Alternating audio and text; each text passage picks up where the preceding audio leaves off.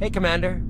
Looking for some extra supplies before you head out? What have you got? Whatever you want. Armor, weapons, mods. It's not standard Alliance issue, but that's not necessarily a bad thing. Well, as long as you don't mind paying for it.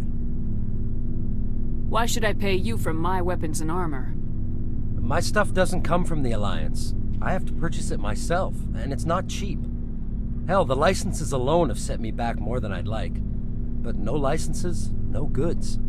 Without the goods, I'm out of a job. What are licenses? Why do you need them? Manufacturers sell licenses. Each license allows me to buy and sell a certain brand of products. I already have several basic ones, but you'll need to buy more if you want me to bring in different brands. Many of the best licenses are hard to get, but they're well worth the cost if you can find them. What do the different manufacturers offer? There are too many for me to keep track of, but each license will explain what it's good for. How often will you get new items? Well, that depends on how many licenses you've purchased, but I'll rotate items on a regular basis regardless. And anytime we land someplace with a big enough port, I'll buy, sell, and trade whatever I can. Check back often. I need to move items quickly, so only the most basic items will be stocked consistently. Let's see what you got. You bet, Commander.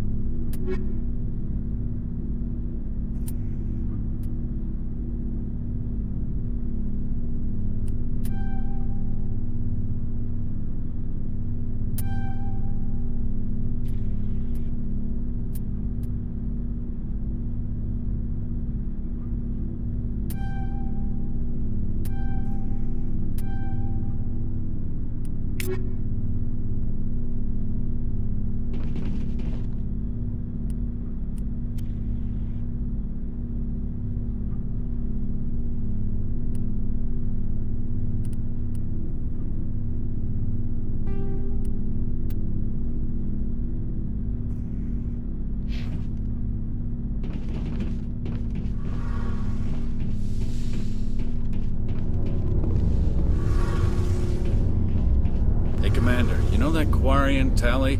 She's been spending all her time down here asking me about our engines. I'll tell her to leave you alone. What? No, she's amazing. I wish my guys were half as smart as she is. Give her a month on board and she'll know more about our engines than I do. She's got a real knack for technology, that one. I can see why you wanted her to come along. Fill me in on the IES stealth system. How does it work exactly? You can't hide a ship out in space. They emit too much heat and radiation. Too easy for sensors to pick them up, unless you find a way to capture those emissions. So our stealth systems trap the energy we give off in storage sinks built into the ship itself. No emissions to give away our location. Eventually the sinks have to be vented. More than a few hours silent running and they overheat. Cook us inside our own hull. There's no way for anyone to detect us? A visual scan can still pick us up. Anyone looking out a window can see us plain as day. But you have to be pretty close to get an actual visual out in space. Most vessels rely on scanners. As long as the stealth systems are engaged, they can't see us. Not unless we accelerate to FTL speeds. Why doesn't it work with faster-than-light travel? Cranking up the FTL blue shifts our emissions, pushes them into frequencies too high to capture in the sinks. As soon as we make the jump, it's like setting off a flare. Sensors can pick up our location whenever we enter or exit FTL flight, but for short-range missions, our stealth systems are amazing, and we've got the only one. I want to know more about the Normandy. She's the best ship I've ever served on, probably the fastest vessel ever designed, and she's the only one using the new Tantalus drive core. What's so special about the Tantalus drive core? Proportionally, it's about twice the size of any other vessel. Not only are we faster, we can run at FTL speeds longer before we have to discharge the core. Where else have you served, Adams? If you name a class of Alliance ship, I've probably served on it. Everything from dreadnoughts and carriers right down to frigates like the Normandy. My last assignment was on the Tokyo, only a cruiser, but she was a good ship.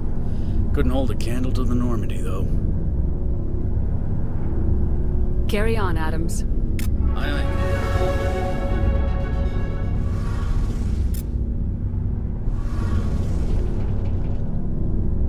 Your ship's amazing, Shepard. I've never seen a drive core like this before. I can't believe you were able to fit it into a ship this small. I'm starting to understand why you humans have been so successful. I had no idea Alliance vessels were so advanced. Normandy's a prototype, cutting-edge technology. A month ago, I was patching a makeshift fuel line into a converted tug ship in the flotilla. Now, I'm sitting on board one of the most advanced vessels in Citadel space. I have to thank you again for bringing me along. Traveling on a vessel like this is a dream come true for me. I had no idea you found ship technology so interesting. It comes with being a Quarian. The migrant fleet is the key to the survival of my people. Ships are our most valuable resource. But we don't have anything like this. We make do with cast-offs and second-hand equipment. We just try to keep them running for as long as we can. Some of the fleet's larger vessels date all the way back to our original flight from the Geth. I can't believe your fleet's still using ships that are 3 centuries old. They're constantly being repaired, modified, and refitted. They aren't pretty, but they work. Mostly. We've tried to make ourselves as independent as possible on the flotilla. Grow our own food, mine, and process our own fuel. But some things we just can't make on our own. A patch to maintain the hull integrity requires raw materials we just don't have. That's why our pilgrimages are so important. Tell me about your people. Our lives aren't easy. Resources are scarce, and we are constantly on the move. Everything we do must in some way contribute to the continuation of the migrant fleet. There are 17 million Quarians in the flotilla, and each of us relies on the others for survival. The bonds among my people are strong. Unfortunately, we have had to surrender many of the freedoms and civil liberties other species take for granted. What kind of freedoms? Well, it's illegal for parents to have more than one child. If our population grows too much, it would strain our resources to their breaking point. Of course, we also can't allow our numbers to become too few.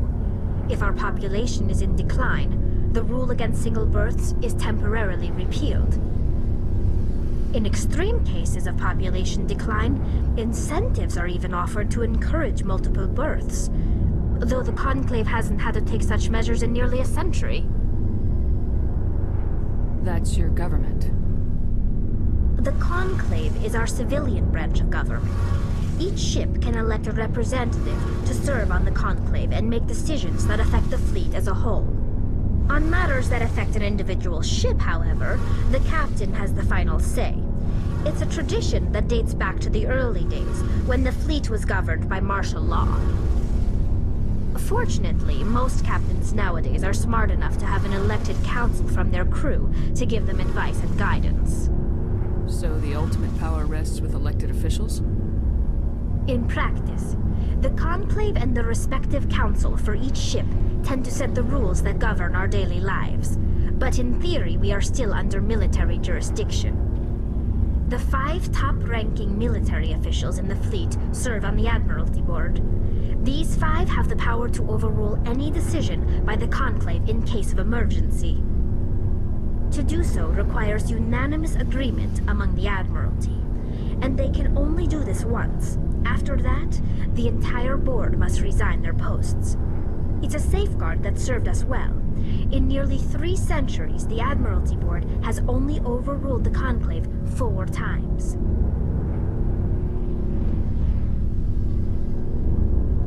I want to know more about the pilgrimage.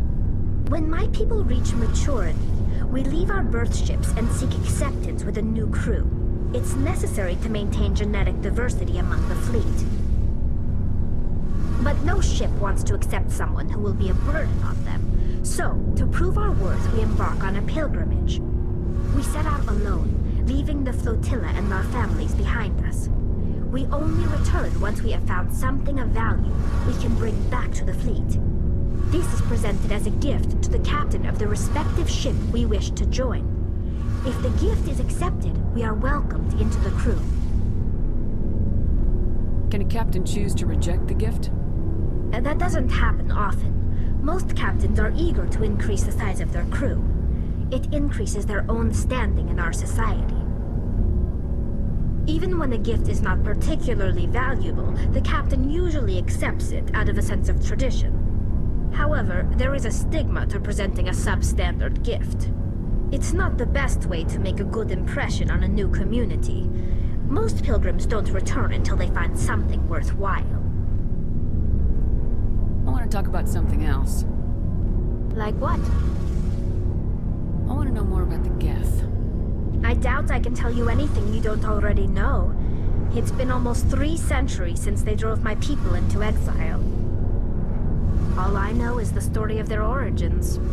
What they were when we created them, and how they turned on us. Interesting. The Geth were originally created to serve as an automated manual labor force. Initially, their intelligence was as limited as any VI. Over time, we made small modifications to their programming to allow them to perform more varied and complex tasks, bringing them closer and closer to true AI status. You had to know it would blow up in your face. The changes were so insignificant, so gradual, that we were able to control them. Or so we thought. But one thing we underestimated was the power of the neural network. A million Geth thinking simultaneously created an inherently unstable matrix. So the Geth share brain power? Many of the Geth's logic systems were designed to work in concert with other nearby Geth. Basically, the more of them you have in a group, the smarter they are. So there's some sort of group consciousness. No, nothing like that. They cannot share sensory data or information. Their programming cannot handle that much simultaneous input. Each Geth maintains an individual awareness and identity. The neural network only operates on a process-based level. It's basically the synthetic equivalent of a subconscious. But when they're in close proximity, they can coordinate low-level functional processes, freeing up more capacity for original or independent thought. What made them rebel? As we built more and more Geth, their effective intelligence became more sophisticated, more abstract. One day, a Geth began to ask its Quarian overseer questions about the nature of its existence. Am I alive? Why am I here? What is my purpose? As you can imagine, this caused a near panic among my people. I don't see what's so bad about those questions. The Geth were created to engage in mundane, repetitive, or dangerous manual labor. That's fine for machines, but it won't satisfy a sentient being for long. The Geth were showing signs of rudimentary self-awareness and independent thought. If the Geth were intelligent, then we were essentially using them as slaves. It was inevitable the newly sentient Geth would rebel against their situation. We knew they would rise up against us, so we acted first. A general order went out across all Quarian-controlled systems to permanently deactivate all Geth. The Geth responded to this order violently. You didn't really think they'd just let you destroy them without a fight, did you? The hope was that most of the Geth would still be little more than machines, incapable of organized resistance. But they had progressed much further than anyone anticipated. The war was long and bloody. Millions upon millions of Quarians died at their hands. In the end, we were forced to flee our own homeworld. We feared the Geth would pursue us, but they never came beyond the Veil. Now we drift through space, exile, searching for a way to reclaim what was once ours.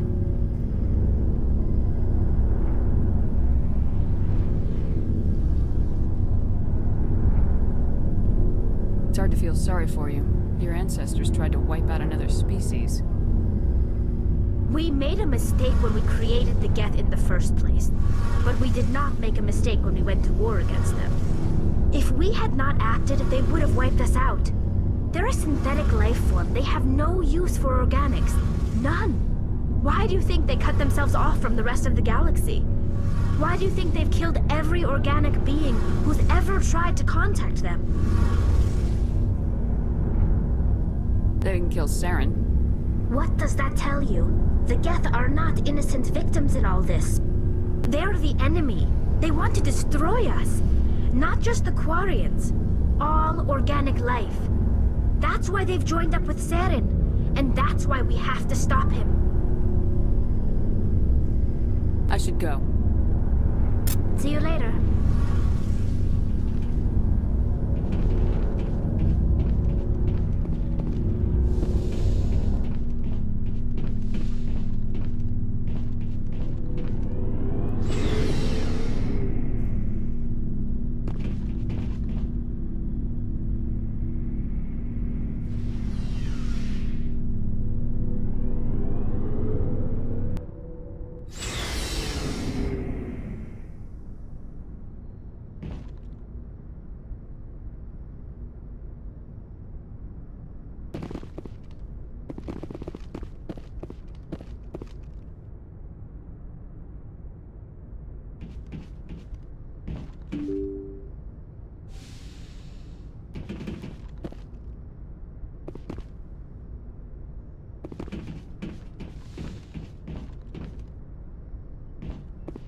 Good timing, Commander. We got a transmission coming in from the Citadel.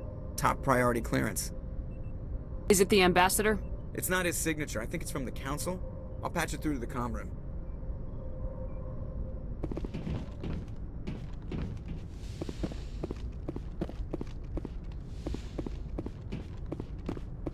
Commander Shepard, we've received information that may be critical to your mission against Saren. I'll take all the help I can get. We've received an urgent message from one of our infiltration regiments in the Traverse. You mean spies? Spectres tend to attract attention, Commander, but they are only one arm of the Council. Special task groups are often a better option for monitoring developing situations. We currently have several infiltration units scattered throughout the border regions of Citadel space. This particular unit was gathering intel on Saren. I don't like being kept in the dark. We can't have you racing around the galaxy chasing false leads, Commander. We only contacted you because we feel this may be significant. Unfortunately, the message we received was little more than static. The infiltration team must be in a situation where they can't set up proper interstellar communications. But the message was sent on a channel reserved for mission-critical communications. Whatever they were trying to tell us, we know it was important. Considering your interest in Saren, we thought you might want to investigate this. Find out what happened to our team. The signal originated from the planet Vermeer. I'll look into it. The Council prefers not to become involved in the specifics of Spectre activities. We only want you to be aware of all your options, including Vermeer. Good luck, Commander Shepard. We will keep you advised if we learn anything else.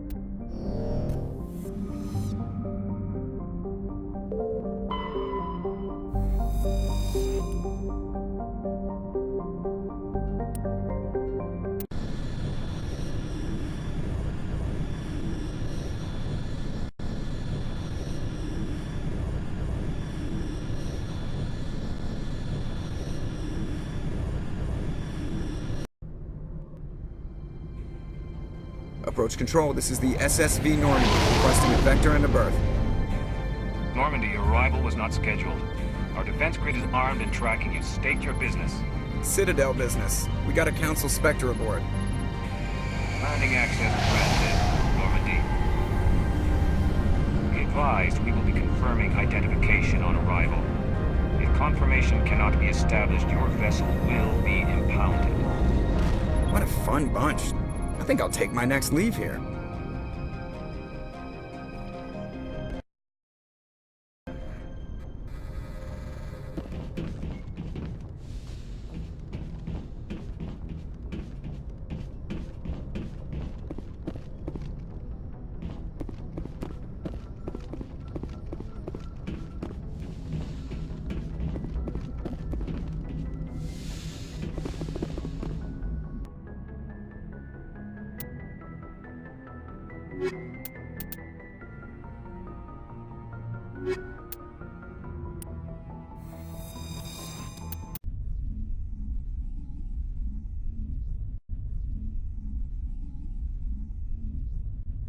Equalizing interior pressure with exterior atmosphere. Logged. The commanding officer is ashore. Exo Presley has the deck.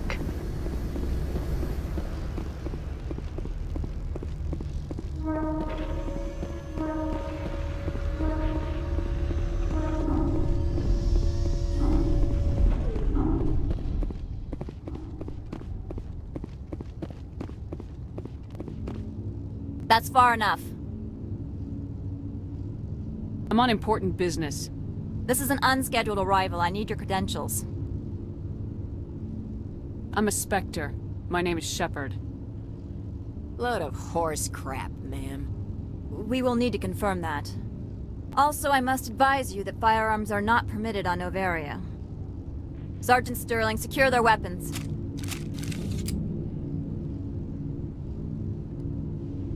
Citadel authority supersedes yours. Nobody takes my weapon. Charge and lock!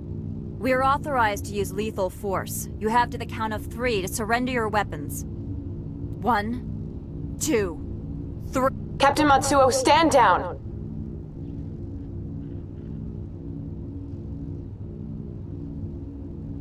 We confirmed their identity. Spectres are authorized to carry weapons here, Captain. You may proceed, Spectre. I hope the rest of your visit will be less confrontational. Parasini-san will meet you upstairs. Behave yourself.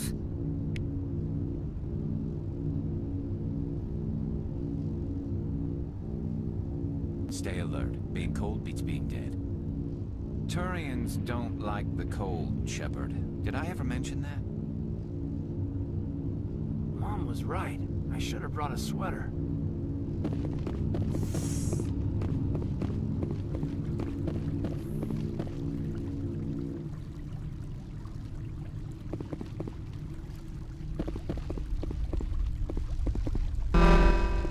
Weapons detectors. Don't mind the alarms. I am Gianna Parasini, assistant to Administrator Analeas. We apologize for the incident in the docking bay. I have urgent business here. One of my duties is orientation of new arrivals. Do you have any questions? Pretty heavy security for such a small port. The Executive Board does everything in its power to protect the privacy of our client corporations. I can't have my investigation hampered. Tread lightly. The Board can bury you in litigation. You'd need an Asari lawyer to see the case through. Has anyone unusual passed through here recently? Unusual? An Asari matriarch passed through a few days ago. Lady Benezia. Saren's aide is here. Passed through? Where is she now? Benezia left for the Peak 15 research complex days ago. To the best of my knowledge, she's still there. Good. Give us directions and we'll be on our way. You'll need to ask Administrator Analeas for clearance to leave this port. Where can I find the Administrator? His office is on the main level, left at the top of the elevator. Understood. Can we go in now? Of course. If you need any help, you can ask me at the administrator's office. Commander, maybe we should tell Liara that her mother's here. Or bring her along. Maybe she can reason with Benezia.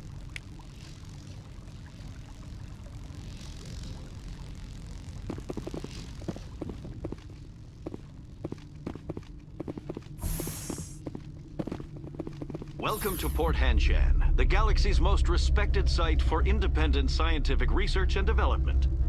For your own safety, and to protect the privacy of others, you are required to obey any directions given by our security personnel. If you have questions or concerns, our friendly administrative staff is always available. Thank you, and enjoy your stay.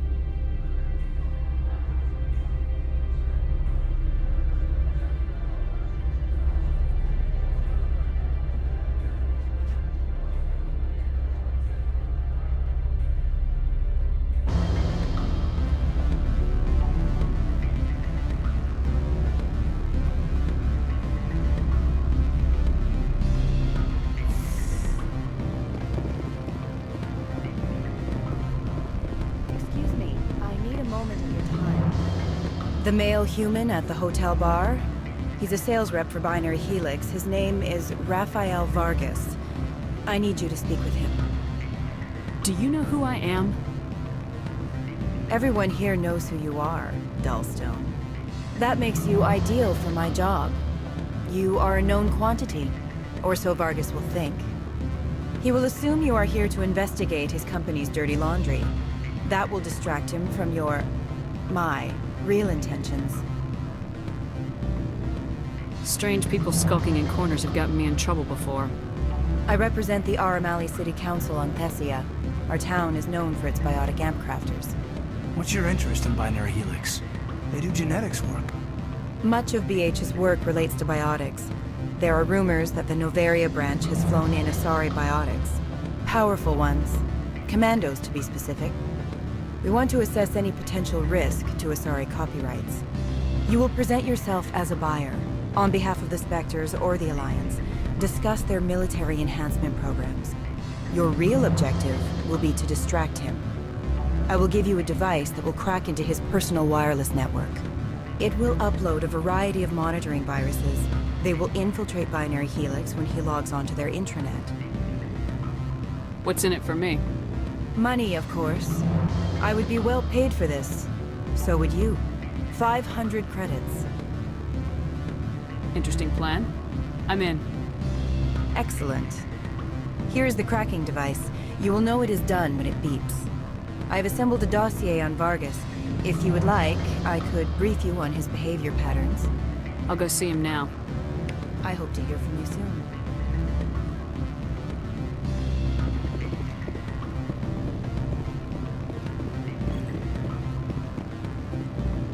Can I help you? Mr. Vargas? Commander Shepard, Systems Alliance Military. I understand you work for Binary Helix. That's correct. Rafael Vargas, sales. Were you interested in our services? I might be. That depends on what sort of offer your company can make. It was my understanding that the Alliance contracted to Mars Gene for its enhancement programs. Mr. Vargas, I'm here to talk business with you. If you'd rather speculate on politics, I can visit another Gen Eng firm. You have my full attention, Shepard. I'm merely getting a handle on my negotiating position. First, the boilerplate disclaimer. No genetic enhancement is guaranteed to take. We can maximize the odds, but every strand of DNA is unique. Our patented techniques can provide an 8% improvement in adrenal response. 12% faster clotting, and a measurable decrease in ZG muscle degeneracy. I've never heard of a technique that improves zero-gravity endurance. It's a first for the industry. The advent of Element Zero-based artificial gravity made it a less pressing concern. We're still waiting for tests to give us an average improvement. We estimate a 7 to 11% decrease in muscle loss rates. I can get you those improvements for 30K credits per head. For a bulk order, I can work in a sensory enhancement package, guaranteed 20/15 vision, and hearing from 12 to 22,000 hertz. Are you sure that's the best price you can offer? Absolutely. That's the standard rate. Of course, if the government moves forward with this on an official level, there might be some additional discounts. I have to admit, it surprised me that you were here for business. There are many development projects on Noveria, some not entirely legal. I wear a lot of hats, Mr. Vargas. Some days I shut down criminals, some days I defuse nukes, some days I like to enjoy private vices. You understand me? I suppose. My apologies. Your manner is rather informal for a business meeting. Sounds like my crew needs me for something. I'll be in touch. Of course, Commander Shepard. We look forward to hearing from the Alliance. Watch your step here, Shepard. Technically, we're no longer in Citadel space. Any results? Your toy did its job. Excellent. I will transfer 500 credits to your account. I could easily call Mr. Vargas and tell him what I just did. Did I say 500 credits? I meant 750.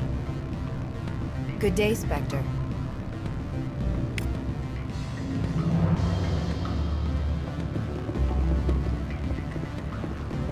Afternoon. Sit down, have a drink. What can I do for you? Did you see an Asari matriarch recently? Yes, she caused quite a stir. It's not every day a matriarch arrives with a guard detail of commandos. Armed commandos were allowed on Noveria? I don't know if they were disarmed. Of course, one can't confiscate biotic powers. Saren, and by extension, Benezia, is an important person. By that I mean an investor who might sell stock, if denied.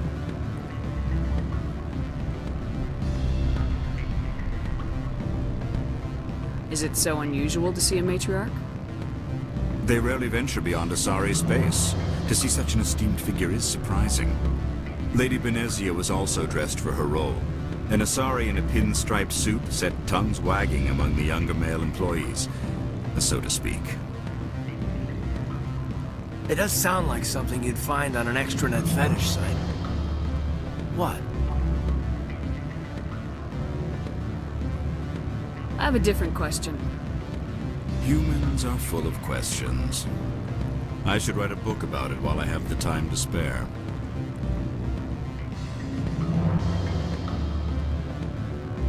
Who might you be? Lorik Keen. For the moment, I am the manager of the Synthetic Insights Office.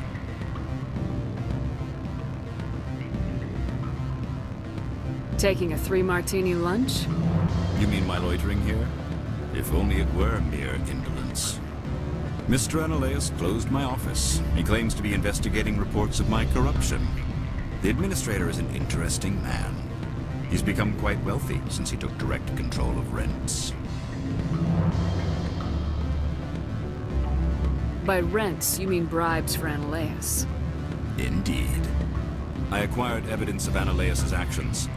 His hired goons are ransacking my office to find it. I suspect your goal lies outside this port. Mr. Analeas would be disinclined to let you wander. If you recover the evidence from my office, I will give you my garage pass, as well as a sum of credits. That sounds like a fair trade. Violence against Mr. Analeas' thugs may be necessary. He has members of Hanshan's security team searching my offices. He's paying them under the table. Miss Matsuo is unaware of their outside employment. If he's paying them under the table, they're mercenaries. I can kill mercenaries. Excellent. Here is my pass into our offices. It will activate the elevator. The evidence is on my office computer. This OSD contains an encryption key to access it. Slide it into the drive and it will auto-execute. Oh, and do try to keep bloodstains off the carpets, would you?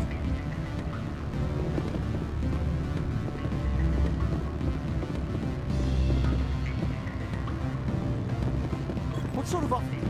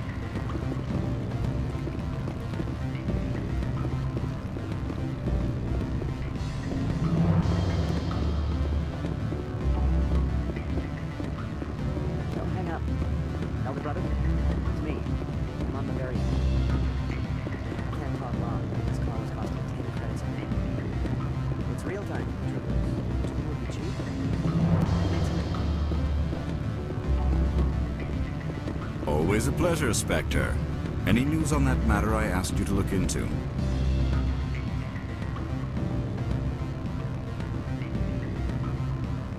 I should let you go. Let me go.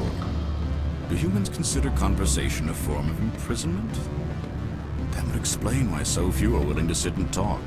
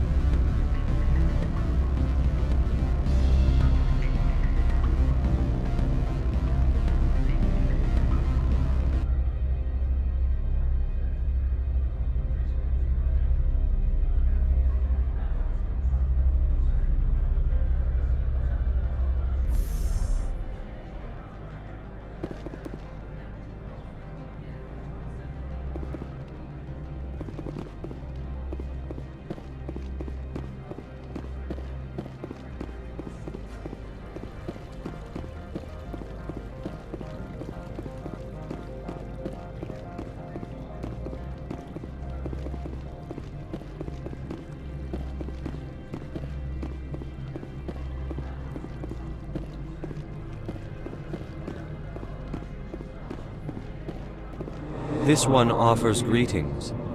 You are the Spectre that visits Port Hanshan. News travels fast here. Indeed, esteemed Spectre. Your arrival was not greeted with any joy by the companies here. This one has a burden that you could ease. If an arrangement could be made, it would compensate you. This one has procured a special item for a customer. The item is not permitted within the station, but you could bring it through customs. You want me to use my status to smuggle for you? That is not inaccurate. I have no problem with that. This one humbly thanks the Spectre. The package will be delivered to your vessel. All you need do is bring it to this one. Please do not mention this to Administrator Analaeus. That one would levy fees. Is there anything else this one might help you with? I'm just browsing right now. This one awaits your return.